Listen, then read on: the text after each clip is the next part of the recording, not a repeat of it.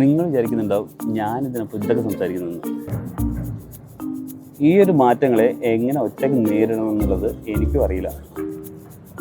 ഞാനും പല AI ടൂളുകൾ പരീക്ഷിക്കുന്നുണ്ട്, പലരോടും സംസാരിക്കുന്നുണ്ട്.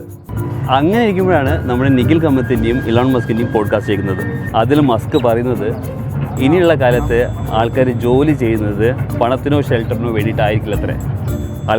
ആൾക്കാരുടെ പാഷൻ ഫോളോ ചെയ്യാൻ വേണ്ടിയിട്ടായിരിക്കും അത്രേ. അതെ, ഇനി വരാനിരിക്കുന്നത് അബണ്ടൻസിൻ്റെ കാലമാണ് അത്രേ. അബണ്ടൻസോ? അത് തീർച്ചയായിട്ടും ഒരു പ്രതീക്ഷയാണ്. എന്താണ് ഈ അബണ്ടൻസ്? എല്ലാവർക്കും എല്ലാമുള്ള കാലം, അടിപൊളി. പക്ഷേ റിയാലിറ്റി എന്താണെന്ന് പറഞ്ഞിട്ടുണ്ടെങ്കിൽ നമ്മുടെ അക്കൗണ്ടിലൊന്നും അബണ്ടൻസ് ഇല്ല. ആകുള്ളത് EMIs ആണ്. AI വരും, ജോലി പോകും, അബണ്ടൻസ്, പാഷനെ ഫോളോ ചെയ്ത് ജീവിക്കുക, അങ്ങനെ സംസാരിക്കേണ്ട വിഷയം ഒരുപാടുണ്ട്. എൻ്റെ ഇപ്പോഴത്തെ 9 to 5 ജോലി ഒരൊറ്റ സ്ക്രിപ്റ്റ് കൊണ്ട് റീപ്ലേസ് ചെയ്യപ്പെടാം. അങ്ങനെ ജോലി പോയാൽ ഞാൻ എന്ത് ചെയ്യും? നിങ്ങളെന്ത് ചെയ്യും? ഇതിന് എൻ്റെ ഒരു സൊല്യൂഷൻ, നിങ്ങൾക്ക് ഇഷ്ടപ്പെട്ടത് എന്താണോ ചെയ്യാൻ അത് കണ്ടുപിടിക്കുക. പിന്നെ മാർക്കറ്റിൽ അവൈലബിൾ ആയിട്ടുള്ള എല്ലാ AI ടൂൾസും ഉപയോഗിക്കാൻ പഠിക്കുക. AI ടൂൾസ് പഠിക്കുക എന്നുള്ളത് ബാലികേറാമലി അല്ല.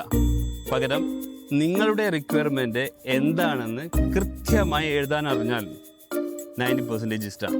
ഞാൻ ഒരുപാട് ആൾക്കാരോട് സംസാരിച്ചു. അങ്ങനെ ഒരു ഐഡിയ എൻ്റെ മനസ്സിൽ കയറിക്കൂടി. സ്വന്തമായൊരു പ്രൊഡക്റ്റ്. അതായത് എൻ്റെ ലക്ഷ്യം 0 ഇൻവെസ്റ്റ്മെൻറ്റ് മാക്സിമം പ്രോഫിറ്റ്. എൻ്റെ പ്രൊഡക്റ്റൊക്കെ പരിചയപ്പെടുത്തുന്നതിന് മുന്നേ കഥ പറഞ്ഞു തുടങ്ങാമെന്ന് കരുതി. ഇത് വിജയിക്കുമോ പരാജയപ്പെടുമോ ഒന്നും അറിയില്ല. ആകെ അറിയുന്നത് ഞാൻ എൻ്റെ ഫസ്റ്റ് സ്റ്റെപ്പ് എടുത്തു വെച്ചു എന്നുള്ളതാണ്. അപ്പോൾ എൻ്റെ പ്രൊഡക്റ്റിലേക്കുള്ള യാത്ര ഞാൻ ഡോക്യുമെൻ്റ് ചെയ്യാൻ തീരുമാനിച്ചു. അത് ഞാൻ സോഷ്യൽ മീഡിയയിൽ ഡോക്യുമെൻ്റ് ചെയ്യാൻ തീരുമാനിച്ചു. ഇത് എനിക്ക് ഉപകാരപ്പെട്ടിട്ടില്ലെങ്കിലും നിങ്ങൾക്ക് ഉപകാരപ്പെട്ടേക്കാം.